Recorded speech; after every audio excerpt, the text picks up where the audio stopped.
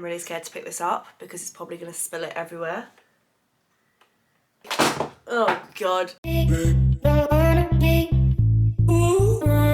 Hi guys, welcome back to my channel and welcome back to another video. I've got for you a empties video. So this is skincare, makeup, hair care, body care, all the things that I've used up over the past, it's kind of like 3 months now. So let's just get cracking. As always, I will share with you my thoughts, my opinions, and whether I would repurchase. Ooh. So I've organised everything into categories and let's get cracking. So first things first, let's start with cleansers. So I have finished 3 cleansers over the last couple of months. One is the Bee Venom Rhodial Cleansing Balm. I have become slightly obsessed with cleansing balms. And I have to say, this is also a brilliant one. So absolutely no complaints. Absolutely love the packaging.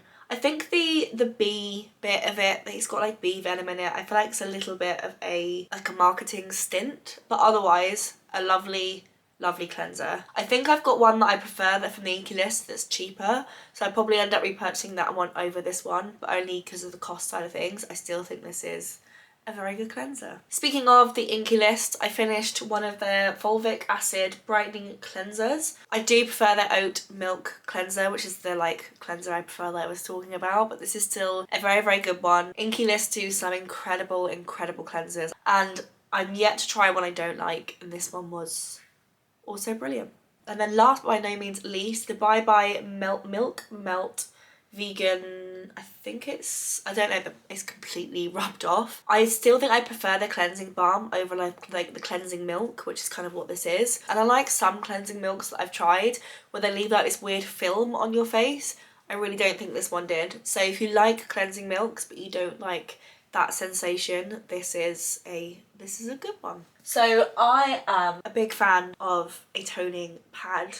The Nip and Flab Glycolic Fix cleansing pads are probably like my second, maybe third favourite toner that I've ever used. And these LMS Dynamic Resurfacing Facial Pads were equally as lovely.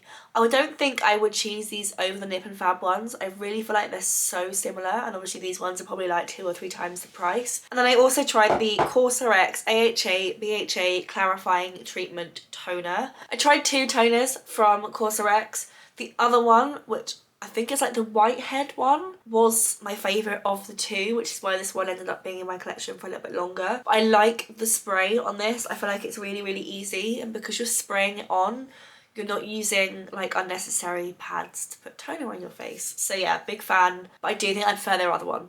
So I've seemed to have finished every single serum ever. I'm not quite sure how. So I finished 4 of the Few toners, and there's like 1 for each week of your cycle. There's actually a little bit of product in them all, as you can kind of tell, but because they're glass bottles and they're quite a thick consistency, you actually can't get the bottom out, which is kind of annoying. But these are really nice. I wouldn't say they're like, oh my god, the best things ever tried, you must go and try them, like your life will be changed forever, but I really enjoyed the concept.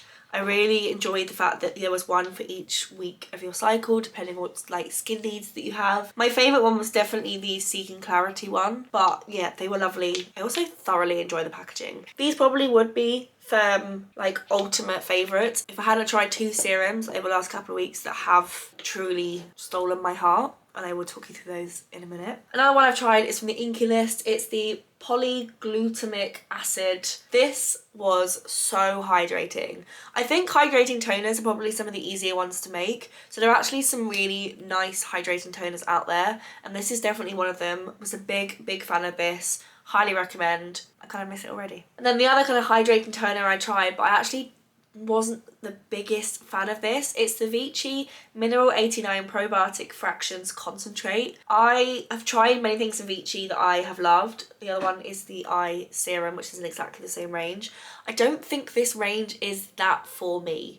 It's got like a really kind of weird sort of sticky consistency to it, and I have to say I wasn't the biggest fan of it.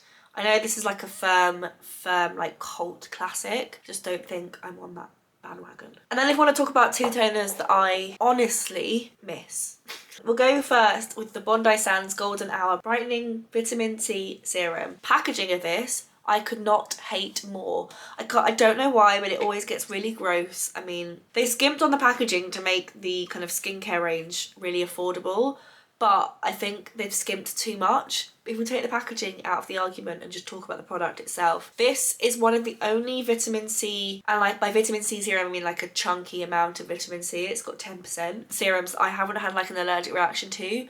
And vitamin C with my skin, because I get really dry patches around my nose, it literally works wonders, and I freaking loved this. Big fan, would recommend. Like these two for hydration, honestly, big fan. And then the serum that's kind of ended all serums, I don't think I really understood the benefit of them truly until I tried this serum. And that is a claim. And it is the Sunday Riley Good Genes Glycolic Acid Treatment. While I was using it, I don't think my skin has ever looked more vibrant, more clear. I had no breakouts.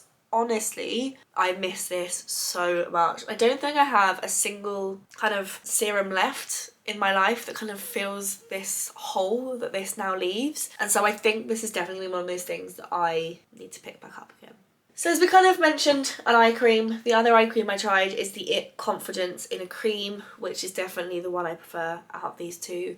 But the actual eye cream that I am using now, I have to say I'm the biggest fan of. So these two are fine, I just wouldn't now go out and buy them. So, moisturizers. I'm currently in the process of using up 2 massive great big tubs of moisturizers, one obviously for day and one for night. So I've only got like little ones that I've been using up on travels. So I've got the Rodial Dragon's Blood Sculpting Gel, which is fine. It was quite nice, light, easy to use. I don't really think I used enough of it to like tell you one way or another. So it's in with the Summer Fridays Cloud Dew Gel Cream. It's one of those like gel to oil to something in the middle of everything kind of textured moisturizers, which I do quite like, especially in the summer, but I don't think I had enough of it to tell you anything in particular. And then one that I did get enough of to know that I am a big fan is the Kiehl's Ultra Facial Cream. I feel like this has got like cult status by this point, and I can totally see why. It's a lovely, lovely face cream.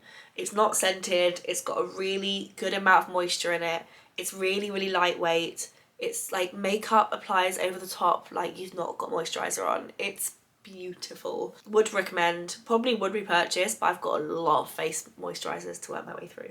And then if we go on to face oils, I finished up 3, and 3 face oils that I absolutely love, which is wild that I finished them all up at the same time. One is the Luna Sleeping Night Oil, which is possibly one of the most hydrating, moisturizing face oils I have ever tried. It's got the most daunting blue tinge to it, so if you put a bit too much on, you look a little bit like you're becoming a Smurf, but other than that, it is truly stunning. I can see why this is 1, expensive, and 2, raved upon.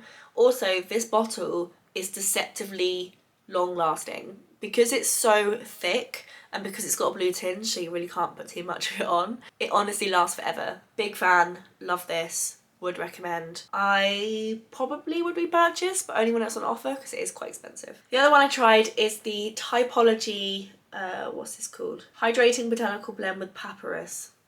I don't know, but this is their face oil. This is one of those like super lightweight face oils which still has hydration in it. So if you find oils a little bit too heavy, a little bit too full on, a little bit too thick, a little bit too sticky, this is the one that you want. It's like super, super lightweight. And it says it's for night, but I honestly preferred it just as much as for the day as I did for night. And then last but by no means least, the Dr. Kinsella CBD Skin Glow Oil. This was beautiful. Made your skin look so hydrating, glowy, full of life. Foundations mixed with it super, super well. Honestly, I don't really know much about this brand. It's not massive, it's not a particularly big brand, but this oil I'm obsessed with. Yeah, 3 oils that I love, which is wild. Another category full of things that I love is face masks. So this month I tried 2 that have like polar opposite benefits. One is the Esper Clean and Green Detox Mask, which I was a huge fan of. I have another one of these on the go at the moment. It is just a really decent detoxifying mask. Does the job. What more do you want? Ditto with the Amelia Wright Restorative Facial Mask. This can be an overnight mask, but I was using it more as an intensive kind of day mask. I love the fact that Amelia Wright takes all the fuss out of skincare. Like, it usually takes the scent out, takes the colouring out, and just does like skincare that works, which is what you want, ultimately. I also finished up probably the largest body moisturiser tub I have ever seen in my entire life. This is the Cetaphil body cream in the like the dry and sensitive skin range. Actually incredible. I feel like it's a little bit like the Amelia Wright skincare in the fact that they've like stripped out anything that makes it fancy. Like, it's a box on a tube. It was completely unscented, but it was honestly a really lovely moisturiser, and it honestly just did the job. Another two things before we head on to makeup, and I've got a lot of makeup, one is the Wow Dream Coat Hairspray. This has been freaking everywhere, and by everywhere I mean all over TikTok. It is honestly really good. I don't think it's necessarily like worth it that much that you just have to have it, but if your hair looks a little bit dull, I don't necessarily feel it so much these days now that my like blonde has grown out, but bleached blonde hair is really hard to make it look glossy. I think naturally, because obviously you've taken all the colour, all the moisture, all the health out of your hair when you bleach it, it just naturally looks a little bit kind of limp and lifeless, and spraying liberously this in and then blow drying it honestly makes a world of difference. Like I said, I don't necessarily use it as much these days now that like I've just got like a tiny bit of bleach left in the ends of my hair, but when I was bleaching and when my bleach was still in my hair, this was big fan. And now we venture into Project £10 products, and this was one of them. This is my Jimmy Choo I Want Choo fragrance. Honestly, just wanted to use this up because it had like a pathetically small amount of product left in it. And I've got another Jimmy Choo fragrance that smells remarkably similar to this one. I was a big fan. I really enjoyed this. It's quite like a grown-up sweet fragrance, which is kind of my vibe. The bottle's beautiful. The brand is lovely. Easy to get hold of. Right, let's move on to makeup. I finished quite a lot of makeup in the last sort of 4 months, 3-4 months. Some of these are Project £10. Some of these actually predate starting Project £10. So if we do the ones that came in before Project £10 was a thing. So the first one is the IT CC cream. I think this is my fourth tube. I've already repurchased it, although the new tubes are ever so slightly smaller than the old tubes. But then they say they've got the same amount of product in them. So I have no idea what's going on. I think they might just like stuff them better. But yeah, I'm a big fan of these. Such an easy CC cream. People always compliment me when this is on my face. I think it's just because it's so lightweight. It doesn't look like you're wearing makeup, but then you are because it's got brilliant coverage. Honestly, if you haven't tried this, the hype is real. A concealer that I finished up, which honestly I had to use with this because I bought this a shade too dark, and this is like a super light concealer. This is the Rimmel Multitask Concealer. This is what I used it for, so I didn't particularly use it as a concealer as such, so I don't really have like concealer reviews about it. But if you want to use a concealer to make a foundation lighter, I finished up 2 mini mascaras. One is the Benefit They're Real mascara, which I like it. I think it's good. I do think that other mascaras are better. Bad Gal Bang and the Roller Lash mascara are definitely better than the They're Real mascara. There, I said it. I finished the Anastasia Beverly Hills Lash Brag Volumizing Mascara, which actually the wand is fine, the product is fine. On me, I found that I ended up with a slight panda eye issue towards the end of the day. Might just be a me thing. Who knows? Finished up 3 eyebrow pencils. I finished up 2 of the Dear Dahlia brow pencils. These were actually really lovely in the fact that they were pigmented, easy to wear, long lasting. My only complaint with them, which is kind of the type of pencil it is, so it's not massively a complaint, is I don't know if you can tell, but that is a blooming big nib. So you can't necessarily get kind of like really accurate fake eyebrow hairs. That's the kind of reason why I prefer these, which are the L'Oreal Skinny Definer Brow Artists. So I prefer these kind of like super skinny eyebrow pencils. These last significantly longer though. So if you want longevity in terms of like how long the product lasts for before it runs out, you want to go with kind of like these thicker brow pencils. But basically if you want to make fake eyebrow hairs, you need like a super thin brow pencil. So yeah, I think I definitely repurchased the L'Oreal one over the other two, but the Dear Dahlia brow pencils are still very nice. And then products that weren't part of Project 10 Pan, but I finished over the period that Project 10 Pan was also on. These two were powders. They were pretty much finished, and arguably I used these after I finished the powder that is part of Project 10 Pan. They just never like formally joined the process. One is the Vive Modern Perfector in Light. Freaking love this powder. This, honestly, probably my favourite like new powder discovery. It's got colour to it, so if you put it over the top of like cream powder products, it does kind of take away the colour of those products slightly, but it is beautiful and it doesn't look heavy, it doesn't look cakey, and it does a good job. So I've repurchased it. I've got a brand new one. Same with the Too Faced Multi-Complexion Powder in Snow. Similar thing, they're both kind of coloured complexion powders. This one's definitely my favourite. And then the formal Project 10 Pan products, and all of these are part of the original lineup, which, considering I am now 6 of them through, that's wild. So the ones that I finished up kind of first, and so if you've been watching my last video you would know about, are the Max Factor Creme Bronzer in the shade Light Gold. Big fan. Honestly, I think this is my second one of these I've used up. I love this for a really light, easy, barely there bronzer. It's beautiful. It's not a cream, it's a powder. Why it's called creme bronzer, I've never quite understand. But it is lovely. Big fan. Would recommend. The other thing that I finished is the Maybelline Colossal Curl Bounce Mascara. This is one of those that I didn't find rubbed off on my under eyes at all. No panda eyes anywhere. But it was just a bit of nothing. I think it was a quite good curling mascara, which is kind of what it's sold as, and quite a good lengthening mascara, but it basically gave no volume. And so it kind of didn't really like you're wearing mascara. We also finished the We Makeup Wild Eyeliner Pen, and if you've been watching my videos for a little while, you would know that I'm a huge fan of this eyeliner pen. Big fan. Really long lasting, really black, really easy to use. I have a backup already, which is here. I freaking love this eyeliner pen. I then finished the Urban Decay All Nighter Makeup Setting Spray, which is another firm favourite. I was really bad at using setting spray, and I can't tell you why, because when you do use it, it does actually make the world of difference. It makes your makeup last longer.